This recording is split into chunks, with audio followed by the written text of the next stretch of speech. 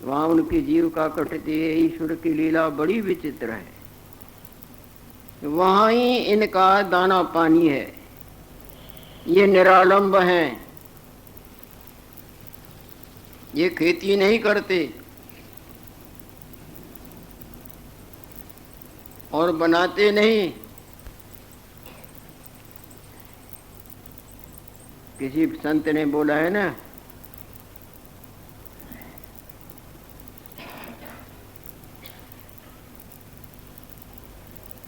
अजगर करे न चाकरी और पंछी करे न काम।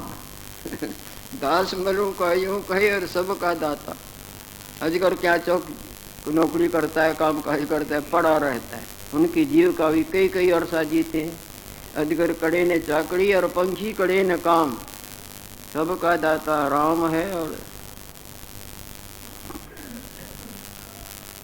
महत उजाड़ बन विखी उनका निवास है। वहां ही इनका दाना पानी है। ये निरालंब हैं। इनकी जीविका दैव ने ऐसे बनाई है। हे भगवान, मैं तो सदा सुखी हूं। मैं अपने आप में स्थित हूं।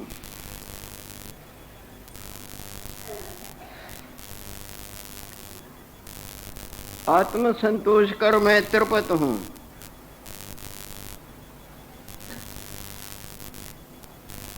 इस जगत के क्षोभ कर मैं नहीं खेद को प्राप्त होता।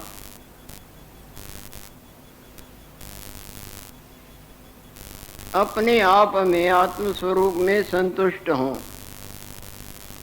कष्ट की प्रकार कष्ट भोग इत्यादि के चेष्टा से मुक्त हूं। हे ब्राह्मण,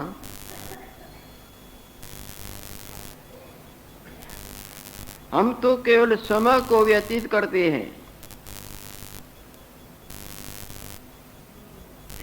जगत के इष्ट अनिष्ट, अनुकूल प्रतिकूल, सुख रूप दुख रूप इत्यादि जो लीलाएं हैं, पदार्थ हैं, हमको हिला नहीं सकते।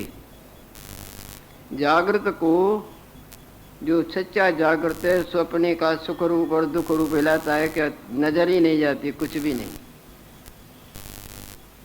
न मरने की हमको इच्छा है, न जीने की इच्छा है। क्योंकि जीना अथवा मरना शरीर की अवस्था है।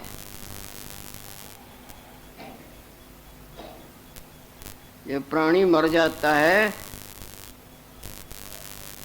तो देह कपड़े उतारे हैं ने, वो मरा थोड़ा ही है। कई दफा यहाँ देखो पेपरों में भी आता है और होता भी है, वो बातें आके करते हैं, मरा हुआ क्या बात करेगा, सपने में करेगा।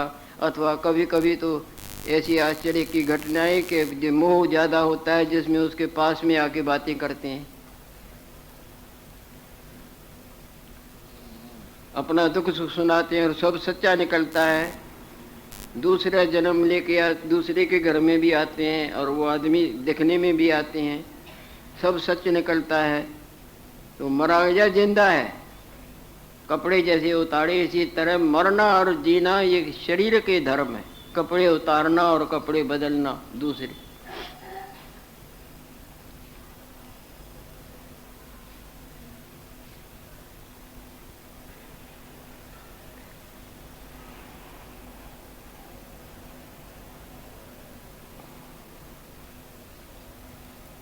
न मरने की हमको इच्छा है, न जीने की इच्छा है। काहे ते कि जीना मरना शरीर की अवस्था है, आत्मा की अवस्था नहीं।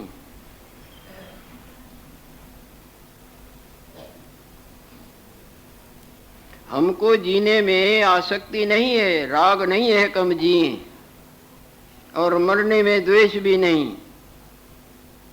जैसी अवस्था प्राप्त हुए तिस विखे हम संतुष्ट हैं। ये मनीश्वर, ऐसे ऐसे हमने देखे हैं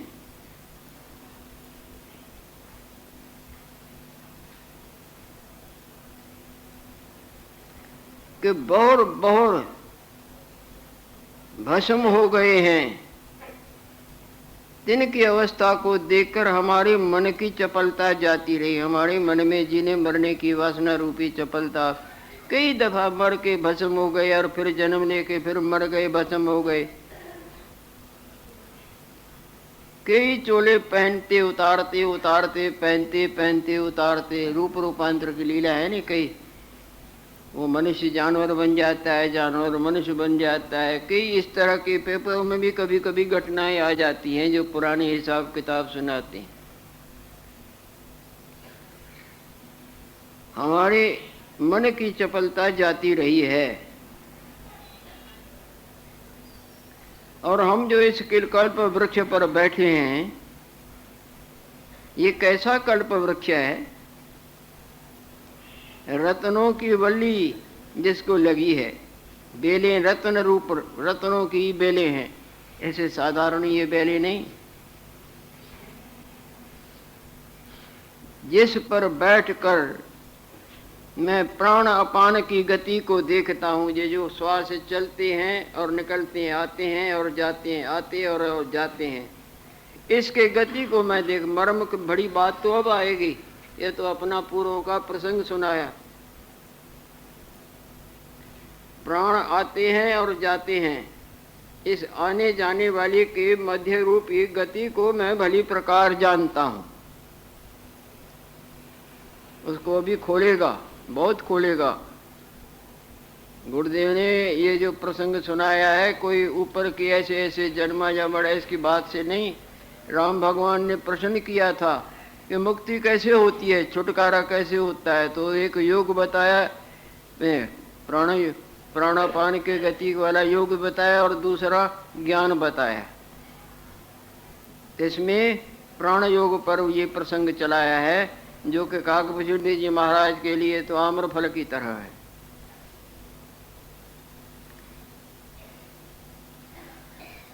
कैसा कल्प वृक्ष है उस जिसकी वली, रत्न की वली जिसको लगी है, तिस पर बैठकर मैं प्राणापान की गति को देखता हूँ। इसकी कला को जो सूक्ष्म गति है तिसका मैं जानने वाला हूँ। आगे क्या बोलते हैं वो प्रसाद आगे पाने की। गुरु वशिष्ठ जी महाराज भगवान राम को जो मंगलमय प्रसाद दे चुके हैं, वही मंगलमय प्रसाद भगवान लक्ष्मी नारायण देव की अपार कृपा से हम सबों को प्राप्त हो रहा है। काकभुजुंडी जी महाराज के प्रसंग में जो गुरुदेव के साथ कभी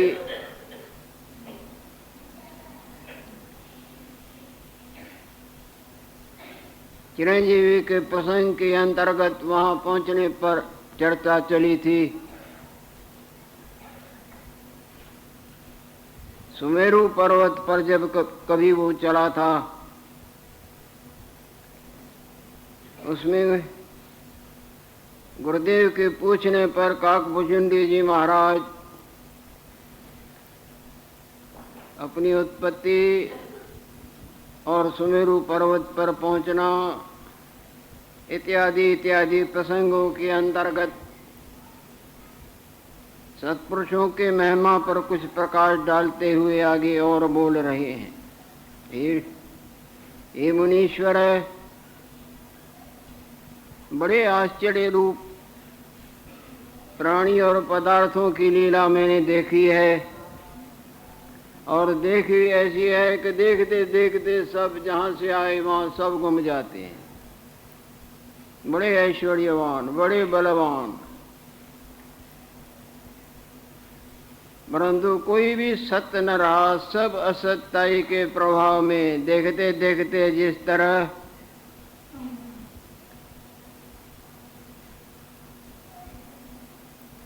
प्रकाश होने पर अंधकार गायब हो जाता है, इसी तरह सब माया की लीला मैंने बहुत प्रकार देखी है, और जहाँ से आई वहाँ गुम जाती है।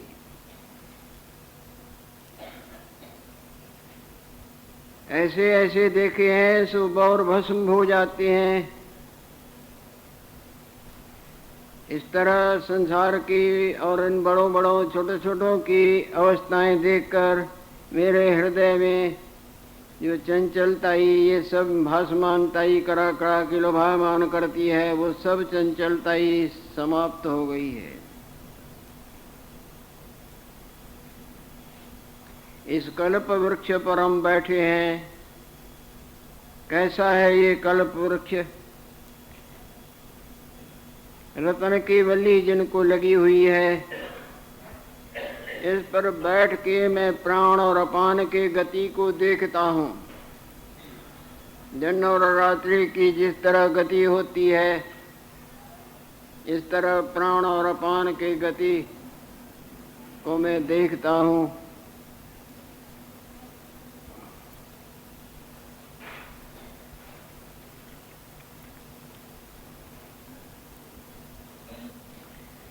इसकी कला की जो सूक्ष्म गति है, उसका मैं जानकार हूँ।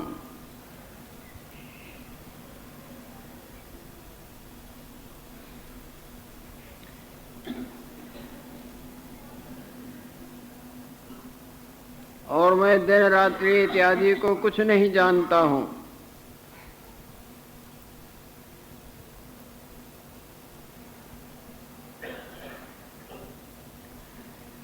सतबुद्धि करके मैं काल को जानता हूँ।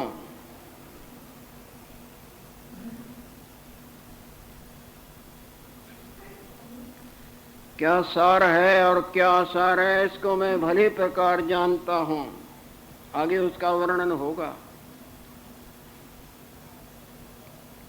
हे मुनीश्वर, ये जितना भी विस्तार भासता है सब झूठा है।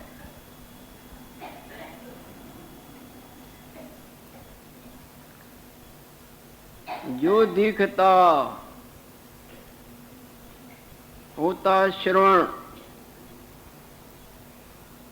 जो कुछ स्मरण में आय है, मिथ्या नदी मरुभूमि की है, मूढ़ धोखा खाए है। जो कुछ आज तक देखा है, जो कुछ सुना है, जो कुछ गुना है, ये सब ऐसे जैसे मृग तृष्णा का दरिया ठाठा मारता दिखता है, जाओ तो एक बूंद भी नहीं। जिस तरह था आकाश में अथाह नीलता, जब देखो जिधर से देखो दिखती है, और वहां आगे चलते जाओ तो वहां नीलता रंचक मात्र भी नहीं।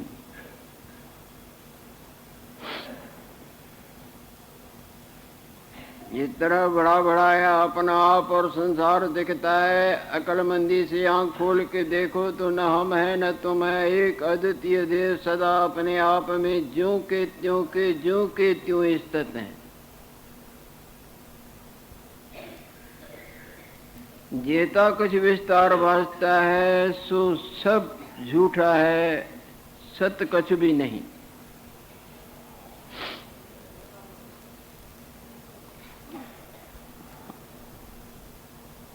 इसी कारण से हमको किसी भी दृश्य, ये सब भ्रम रूप है। जीना भी ऐसे है जैसे कपड़े पहनने, और मरना ऐसे जैसे कपड़े उतारने। वासान से जीर्णानि यथा विहाय नवानि गृह्णाति नरोपराणि, तथा शरीराणि विहाय जीर्णानि अन्यानि संयाति नवानि देहि। ऐसे भगवान कृष्णचंद्र ने गीता में अर्जुन को समझाया था। इसी कारण से हमको किसी दृश्य पदार्थ की इच्छा नहीं। परम उपशम पद, उपशम कहिए पर शांत, और वो भी परम शांत, परम उपशम पद विखे मैं स्थित हूँ।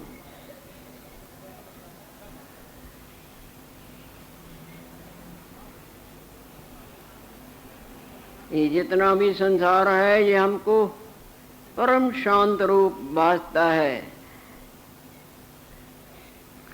जैसे जगे हुए को सौंपने वाला कुछ भी नहीं, केवल अपना आप।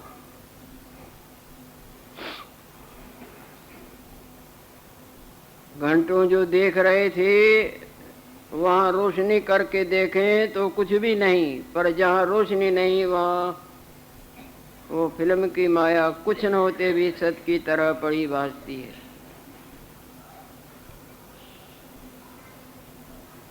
सब जगत भी हमको शांत रूप है। जो भी कोई इस जगत जाल को आश्रय करता है, इसको मानता है, सत्य समझता है, इनका पीछा करता है, इनके पीछे अपनी अमूल्य जीवन पूंजी खर्चता है, सो कभी सुखी नहीं होता। बड़ा वैभव संग्रह कर लेते हैं, बड़े अनर्थ करते हैं, बड़ा नाच नाचते हैं इंद्रियों से, मन से, तन से, परंतु अकेले भस्मीभूत हो जाते हैं। माटी को पुतरा कैसे नचत है, माटी को पुतरा कैसे नचत है। देखे देखे सुने और बोले, देखे देखे सुने और बोले, दौड़ो फिरत है। माटी को पुतरा कैसे नचत है। जब कछ पावे तब गर्व करत है, ऐंठ में आ जाता है। जब कछ पावे तब गर्व करत है, माया गई तब रोवन लगत है। कोई अपना स्नेह गुजर जाए, या धन चला जाए, या वस्तु कोई समाप्त, माया गई तब रोवन लगत है। कह रविदास सुनो भाई साधु, रविदास जी महाराज का शब्द है, माटी को पुतरा कैसे नचत है। जब कछ पावे तब गर्व करत है, माया गई तब रोवन लगत है। कह रविदास माटी जग भाई, माटी सो कैसे प्रीत बने आई। प्राचीन शब्द याद आ गया।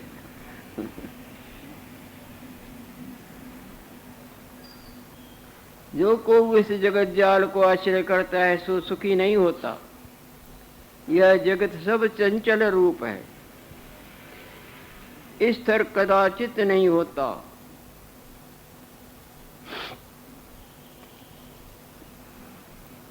इसकी आस्था विखे हम पत्थरवत अचल हैं। जिस तरह पत्थर अचल होता है, इसी तरह इसके सत्यता के भाव से हमारे मन में सदा उपरामता दृढ़ता से बनी हुई है कि कुछ भी नहीं। आपके देखते देखते कई आए होंगे, जिधर से आए उधर पहुंच गए। जिनसे हमारा जन्म हुआ वो कहाँ है, और कहा ही नहीं जाता है इस संसार के विषय में कुछ भी नहीं। और हम अपने को, इनको, उनको सत्य मान मान के कितनी झूठी इच्छाएं करते हैं। लड़का होवे, फलानी बात होवे, ये भी होवे, वो भी होवे। आगे वाले भी करते थे, वो उनको वो वस्तुएं मिली, वो भी गई, और वो पाने वाले भी गए तो पाई हुई भी गई। ऐसे ही सब ब्रह्म रूप में जो कार्य करना है वो तो किया नहीं। झूठ के प्राप्त करने, झूठ के संग्रह करने और झूठे लीलाओं में जीवन यापन करके अनंत धोखे खा गए और खा रहे। करना क्या था और किया क्या, चलना किधर था और गए किधर। इसकी आस्था विखे हम पत्थरवत अचल हैं। जिस तरह पत्थर अचल होता है, इसी तरह हमारे हृदय में इनके सत्यता का भाव रंचक मात्र नहीं। सारा संसार ही मनीश्वर हमको तुच्छ नजर आता है। जिस तरह जगे हुए को सौंपने वाला सब तुच्छ नजर आता।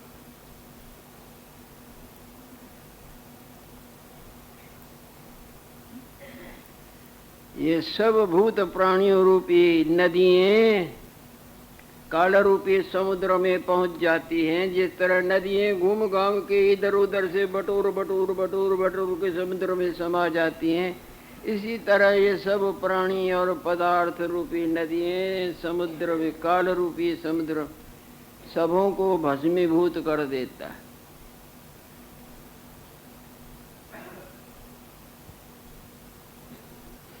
और हम जो है ना, हम इनसे अलग कांटे पर खड़े हैं, किनारे पर खड़े हैं। हम नदी में नहीं हैं जो नदी हमको बहा के समुद्र में डालेगी। नदी का प्रवाह वो तो समुद्र में जाएगा, पर जो किनारे पर खड़ा है वो थोड़ा ही जाएगा, वो तो बाहर खड़ा है ना। हम कांटे पर खड़े हैं, कदाचित नहीं डूबते। और जितने भी ये प्राणी और पदार्थ हैं सो बड़े डूबते हैं। कई कई ऐसे आपके बरोबर, आप जैसे कई एक तुम सारखे निकसे हुए हैं। इस प्रवाह से कई ऐसे हैं जैसे आप हो, गुरुदेव के प्रति बोलते हैं। कई एक तुम सारखे निकसे हुए हैं और आपकी कृपा करके हम भी निकले हुए हैं। बोलने का ढंग देखो बुद्धिमानों का, कैसे आदर से बोलते हैं। हालांकि आप कम नहीं हैं, और तुम्हारी कृपा करके हम भी निर्विकार पद को प्राप्त हुए हैं। जैसे आप निर्विकार पद, विकार, घटना, बढ़ना, उत्पत्ति, विनाश, इन सब द्वंद्वों, सब विकारों से रहित जो पद है, जो सदा निर्मल है, आपकी कृपा से हम भी निर्विकार पद को प्राप्त हुए हैं, जिसमें जन्म नहीं, मरण नहीं, घटना नहीं और बढ़ना नहीं, क्षीण पुष्ट नहीं होना, जो सदा ज्यों का त्यों है। हे मुनीश्वर,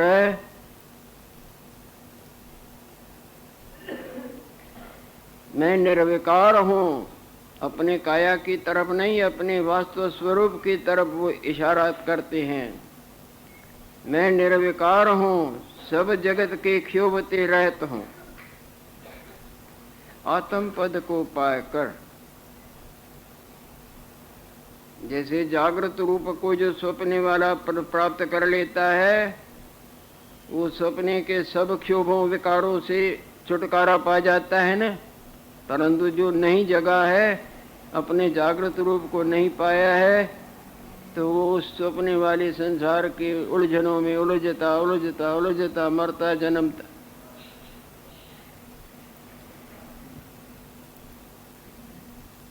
मैं निर्विकार हूँ, सब जगत के क्षोभते रहता हूँ। आत्म पद को पाकर उपशम रूप परम शांत स्वरूप में विश्रांतिवान हूँ। हे मुनीश्वर, आपके दर्शन करके मैं अब बिल्कुल पूर्ण आनंद को प्राप्त हुआ हूँ। जैसी जैसी मूर्ति होवे वैसा वैसा आदर करना उचित होता है।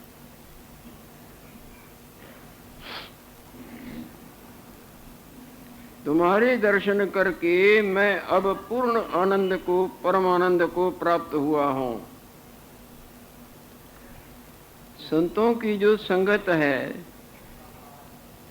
चंद्रमा के चांदनीवत शीतल होती है, और अमृत की तरह है। अमृत जिस तरह मरण दोष निवारण करता है, इसी तरह आनंद देती है। आनंद पद को देने हारी है, ऐसा कौन है जो संत के संग कर आनंद को प्राप्त न होवे।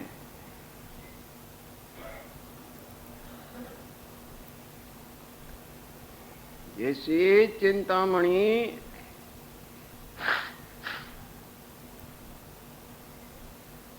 चिंतन किए हुए वस्तु को देती है,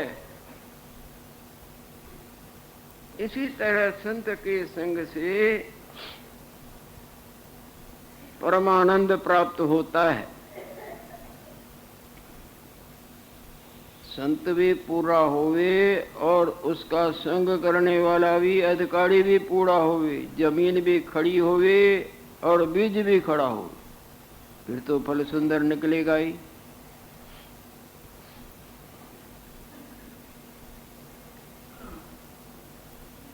तुम्हारे दर्शन करके मैं अब पूर्ण आनंद को प्राप्त हुआ हूँ। संत की संगत कर संत की संगत चंद्रमा की चांदनीवत शीतल है, अमृत की न्यायी आनंद को देने हारी है। ऐसा कौन है जो संत के संग कर आनंद को प्राप्त न हो गए? सब आनंद को प्राप्त होते हैं। यह अर्थ है, हे मुनीश्वर, संत का संग चंद्रमा के अमृत से भी अधिक है। काहे ते कि वह शीतल गौण है।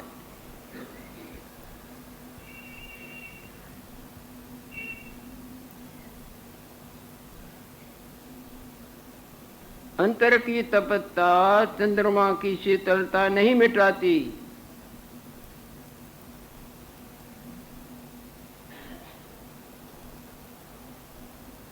ये मुनीश्वर, संत का संग चंद्रमा के अमृत से भी अधिक है। काहे ते कि वह शीतल गौण है, सही गो वास्तव शीतल नहीं। अंतर की तपस्या नहीं मिटावती और संत का संग अंतर की तपस्या मिटाता है।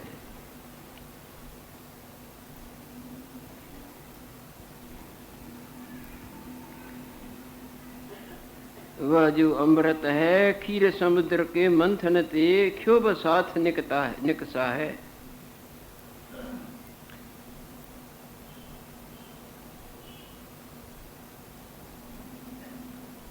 चंद्रमा का जो शीतलताई का अमृत है न, क्षीर समुद्र के मंथन ते क्षोभ साथ निकसा है। जब मंथन किया था तब चंद्र दे निकसा। और संत का संग सुख से प्राप्त होता है, उसमें कोई क्षोभ नहीं।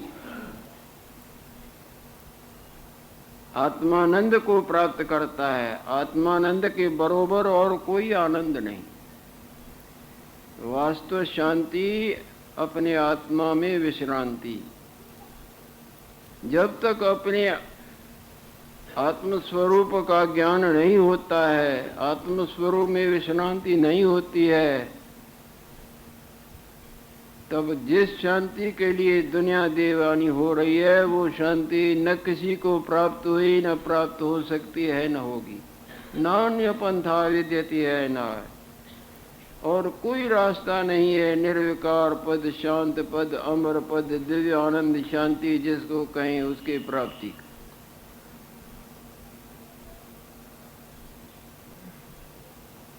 आत्मानंद को प्राप्त करता है ताकि यह परम उत्तम है। ये मुनीश्वर, इससे आगे इससे ज्यादा कोई उत्तम पद मैं नहीं जानता हूं।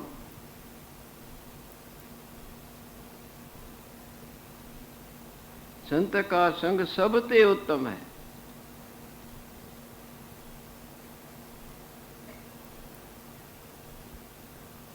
और संत भी वही है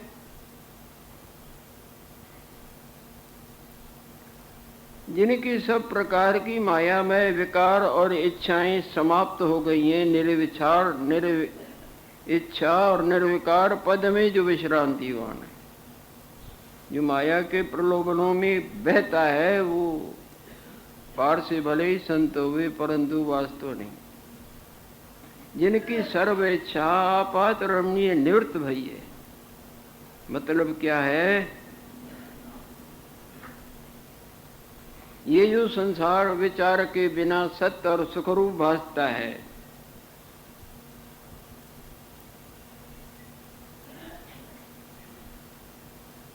यह कि विचार बिना दृश्य पदार्थ सुंदर भासते हैं और हैं नाशवंत।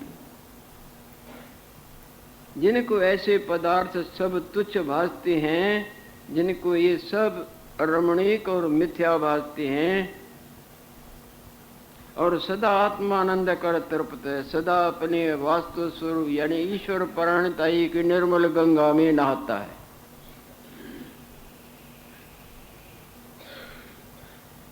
और द्वैत रूपी जो मायामय रंग है, जिनके हृदय से निकल गया है, अद्वैत निष्ठा है। द्वैत कलना का जिनको अभाव है, जो अपने ब्रह्म स्वरूप में विश्रांतिवान है। भाई एक एक ठहरो, बंद करो।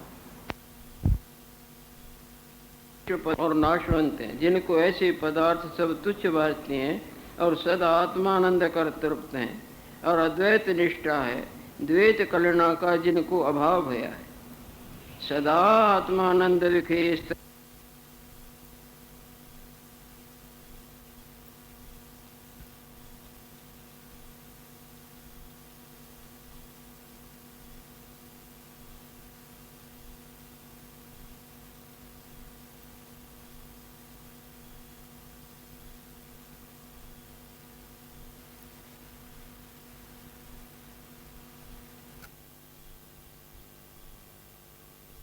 पदार्थ की इच्छा नहीं।